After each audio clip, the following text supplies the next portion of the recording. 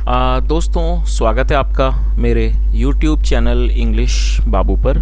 और आज मैं फिर हाजिर हूँ आपके साथ एक नई स्टोरी लेकर। और दोस्तों, आज जो स्टोरी मैं आपके लिए लेकर आया हूँ बहुत ही प्यारी मॉरल स्टोरी है, बहुत ही अच्छी कहानी है। कहानी सुनने में आपको बहुत मज़ा आएगा। उसके अलावा दोस्तों, आज की इस स्टोरी में आपको कुछ नए एडवांस लेवल के वर्ड मीनिंग सीखने को मिलेंगे, उनकी करेक्ट प्रोनाउंसिएशन के बारे में पता चलेगा। और हमेशा की तरह जो इसका ग्रामर का पार्ट है उसे डिटेल में कवर करेंगे, तो एक एक स्ट्रक्चर को आप बड़ी आसानी से सीख पाएंगे।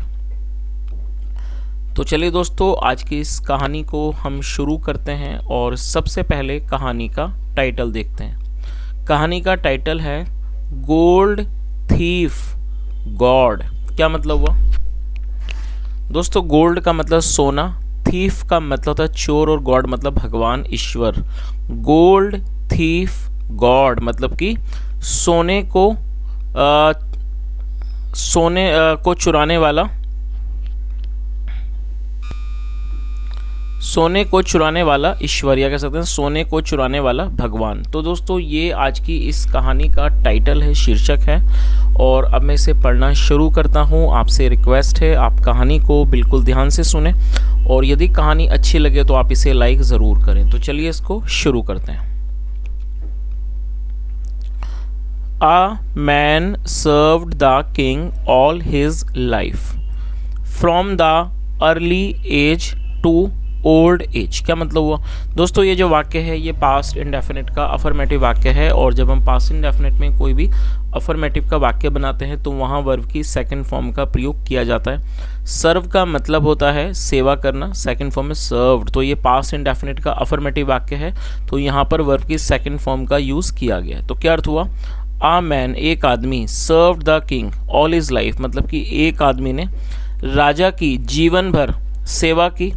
From the early age, early age का मतलब होता है बहुत कम आयु से, टू ओल्ड एज बहुत कम आयु से बुढ़ापे तक। तो इस पूरी लाइन का क्या अर्थ निकला कि एक आदमी ने जीवन भर राजा की सेवा की।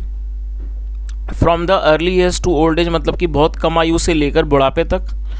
One day the king called him and gave a brick of gold saying. क्या मतलब वो वन डे एक दिन द किंग कॉल्ड हिम।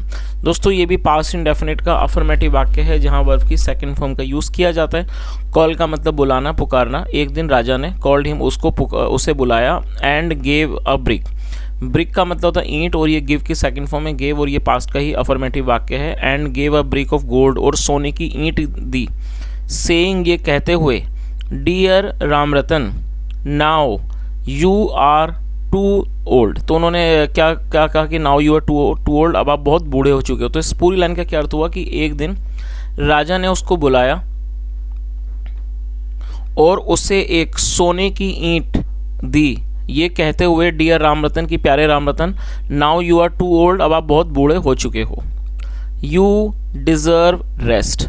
दोस्तों, ये जो वाक्य है ये प्रेजेंट इंडेफिनिट का अफर्मेटिव वाक्य है जहां पर वर्ब की फर्स्ट फॉर्म या फिफ्थ फॉर्म का यूज़ किया जाता है। यदि subject I, we, you, they plural होगा तब वहाँ फर्स्ट फॉर्म का यूज़ किया जाता है। डिजर्व का मतलब होता है किसी चीज़ के योग्य होना, किसी चीज़ के लायक होना। यू डिजर्व रेस्ट मतलब आपको मतलब कि आप आराम करने के लायक हो। Take this break and spend the rest of your life peacefully in the prayer of God. क्या अर्थ हुआ दोस्तों? ये जो वाक्य है ये एक इम्पेरेटिव वाक्य है। इम्पेरेटिव का मतलब होता है आदेशात्मक वाक्य। ऐसा वाक्य जहाँ पर किसी भी तरह का आदेश दिया जाता है, तो इस तरह के वाक्यों को इम्पेरेटिव वाक्य कहा जाता है। जहाँ पर सब्जेक्ट को मेंशन नहीं किया जाता है, डायरेक्ट सेंटेंस को वर्ब से बनाया जाता है। तो उन्होंने आगे क्या कहा? टेक दिस ब्रिक, टेक मतलब लेना, टेक दिस ब्रिक, इस ईंट को ले लो। And spend the rest of your life peacefully, और स्पेंड मतलब बिताना, खर्च करना। Spend the rest of your life, अपने बाकी बचे हुए जीवन को बिताओ पीसफुली, आराम से। In the prayer of God, ईश्वर की भक्ति में। तो इस पूरी लाइन का क्या अर्थ हुआ कि उन्होंने क्या कहा कि इस ईंट को ले लो and spend the rest of your life peacefully, और अपने बाकी बचे हुए जीवन को पीसफुली, शांति से बिताओ। In the prayer of God, ईश्वर की प्रार्थना में। Thank you for your services, आपके सेवाओं के लिए आपका धन्यवाद। चलिए आगे देखिए।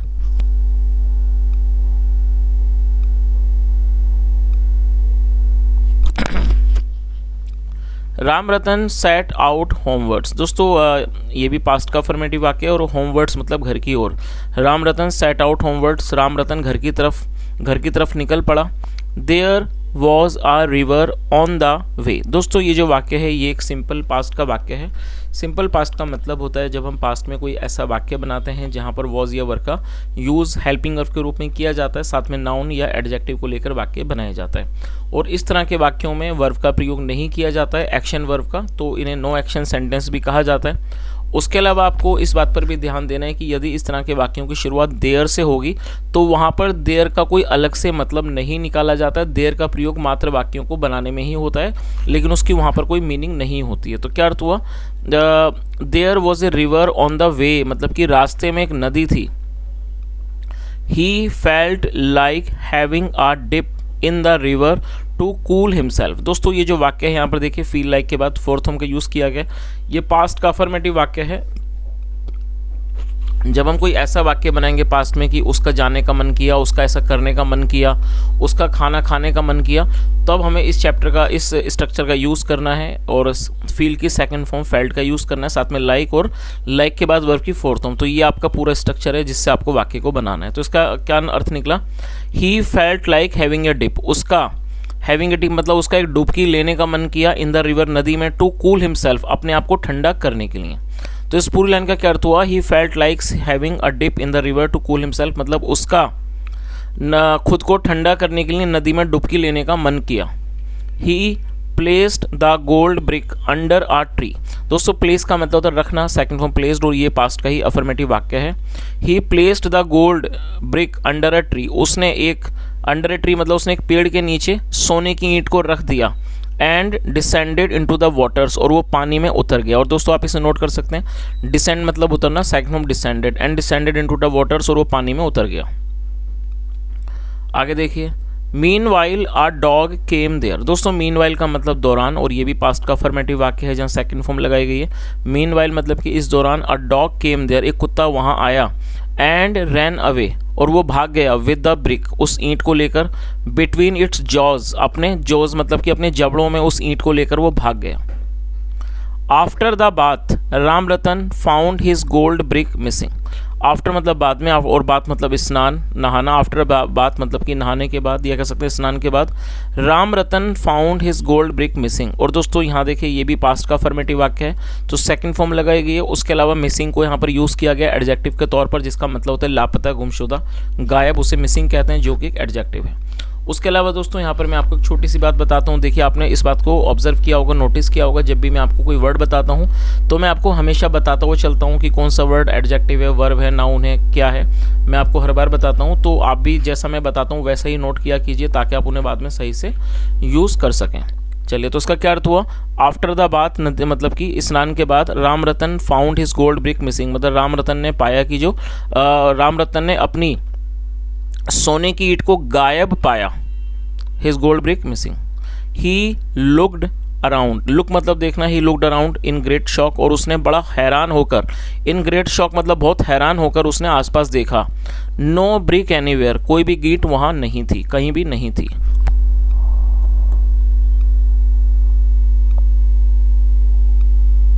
और दोस्तों आप इस यहाँ चित्र को भी देख सकते हैं कि ये व्यक्ति स्नान कर रहा है और यहाँ पर ये जो कुत्ता है वो सोने की ईंट को लेकर भाग रहा है। चलिए आगे देखिए, ही लेमेंटेड हाउ जेलस इज गॉड। दोस्तों लेमेंट का मतलब होता है विलाप करना, दुख व्यक्त करना, रोना, उसे लेमेंट कहा जाता है। ही लेमेंटेड मतलब उसने दुख व्यक्त किया। हाउ जेलस इज गॉड मतलब कि ईश्वर कितना ईर्ष्यालु है। जेलस मतलब ईर्ष्यालु, ईश्वर भगवान कितना ईर्ष्यालु है। He stole my brick. दोस्तों ये भी वाक्य पास्ट का अफर्मेटिव वाक्य है जहाँ सेकंड फॉर्म लगाई गई है STEAL। स्टील का मतलब होता है चुराना, और सेकंड फॉर्म है स्टोल। तो क्या अर्थ हुआ, ही स्टोल माई ब्रिक, उसने मेरी ईंट चुरा ली। एंड रैन अवे, और भाग गया। Ram Ratan set out to find the thief. जो राम रतन था वो निकल पड़ा, टू फाइंड ढूंढने के लिए, द थीफ चोर को ढूंढने के लिए निकल पड़ा। Rattling his stick. दोस्तों रैटल का मतलब खड़खड़ाना, रैटलिंग हिज स्टिक मतलब अपनी लाठी को खड़खड़ाते हुए। थ्रेटिंगली, थ्रेटिंगली का मतलब धमकाते हुए, और ये एक एडवर्ब है। चलिए आगे देखिए,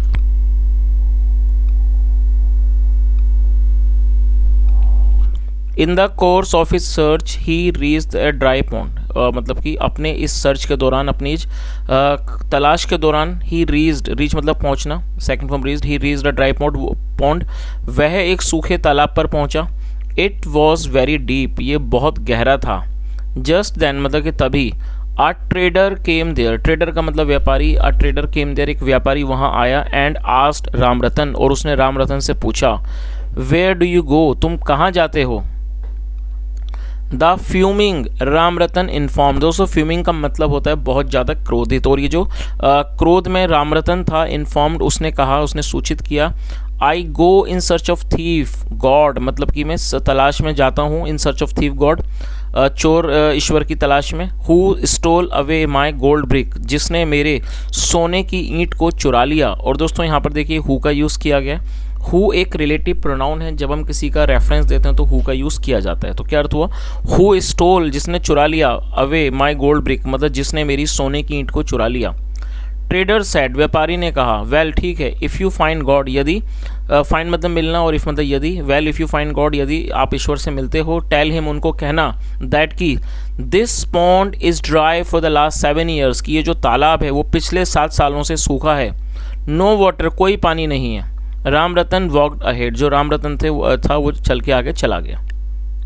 सम distance away he met a horse in a field, और ये भी पास्ट का ही अफर्मेटिव वाक्य है जहाँ सेकंड फॉर्म लगाई गई है। सम डिस्टेंस अवे मतलब कि कुछ दूरी पर, ही मेट अ हॉर्स, वो एक घोड़े से मिला, इन अ फील्ड, एक क्षेत्र में, एक मैदान में वो एक घोड़े से मिला।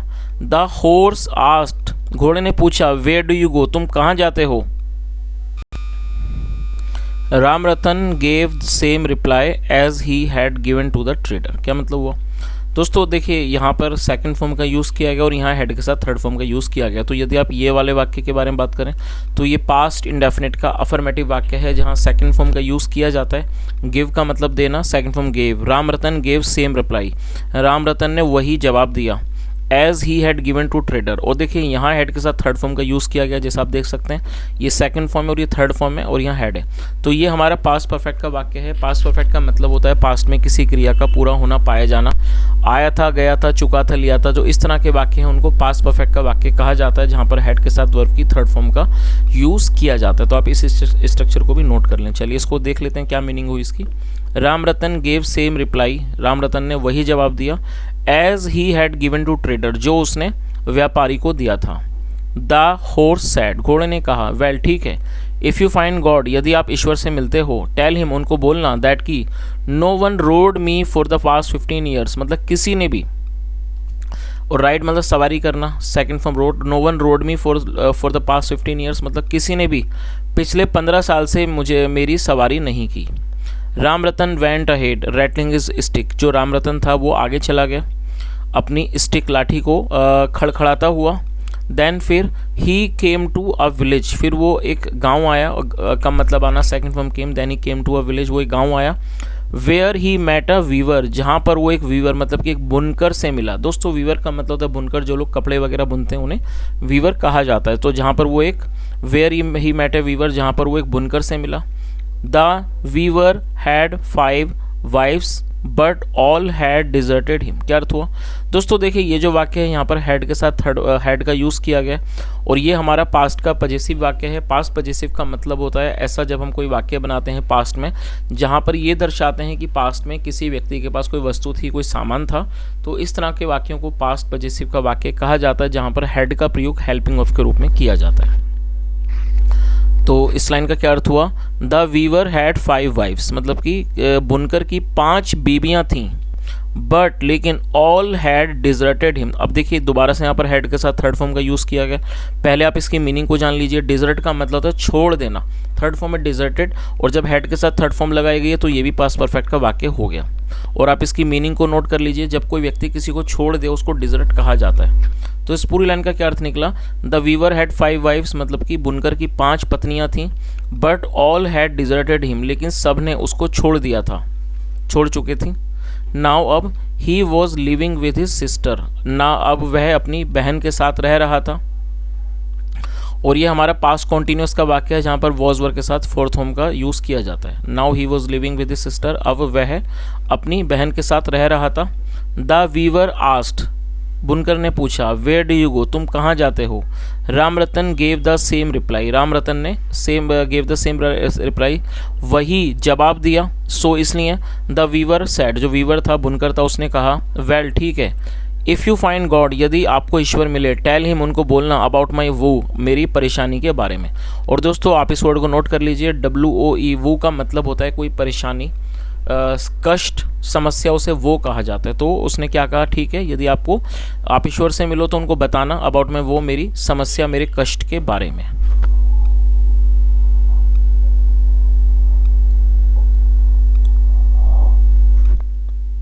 और दोस्तों यहाँ पर बीच में मैं आपको कुछ बताना चाहूँगा, कई बार वीडियो के दौरान फिर याद नहीं रहता।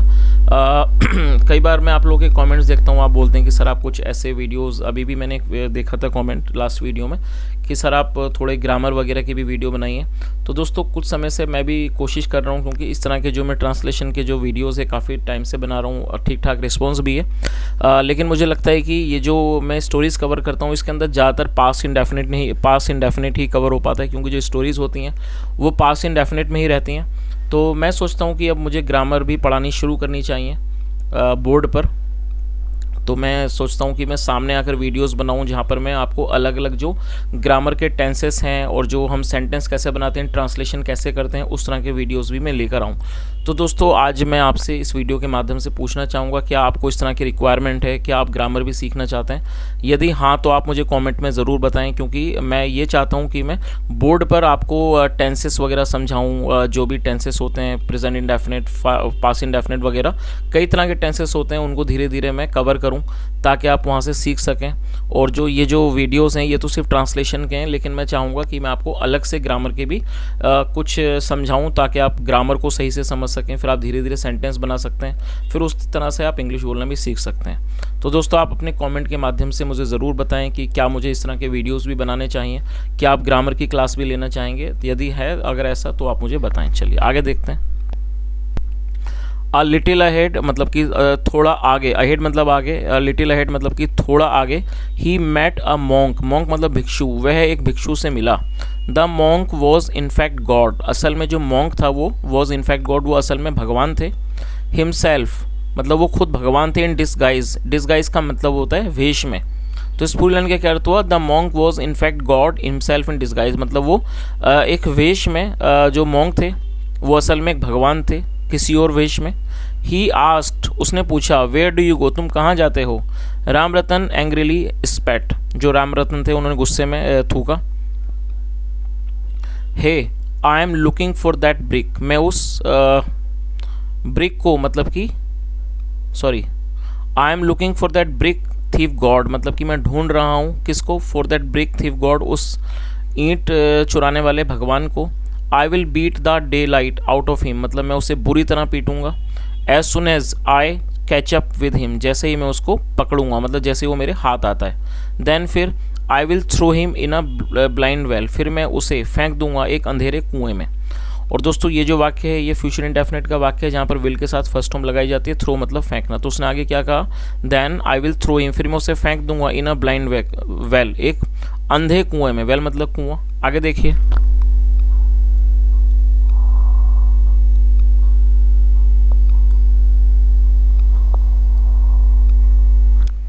The monk alias God smiled and advice, alias का मतलब था उर्फ जो ये भिक्षु था, एलियस गॉड मतलब कि उर्फ भगवान, स्माइल्ड वो मुस्कुराए, एंड एडवाइस और उन्होंने सलाह दी।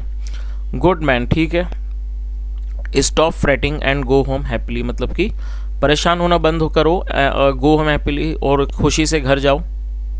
हैप्पीली मतलब खुशी से, जो कि एक एडवर्ब है। Why are you after poor God, आप बेचारे ईश्वर के पीछे क्यों पड़े हो। वैन ही हर्ड, जब उसने सुना कि you intended to thresh him, कि आपका इरादा है टू थ्रेश हिम, उनको पीटने का, उनको मारने का। ही गॉट फ्राइटेंड, वह भयभीत हो गए। और दोस्तों ये जो फ्राइटेंड है एडजेक्टिव है, तो एडजेक्टिव को वर्ब बनाने के लिए गेट का यूज़ किया गया है, और ये पास्ट का अफर्मेटिव है, इसलिए सेकंड फॉर्म का यूज़ किया गया है। तो आगे उन्होंने क्या कहा, ही गॉट फ्राइटेंड, वह भयभीत हो गए। And put that brick in your box, और उन्होंने उस ईंट को रख दिया इन योर बॉक्स, आपके बॉक्स में, आपके संदूक में। एट योर हाउस, आपके घर में। You will find it there, आपको वो वहां मिल जाएगी। आगे देखिए,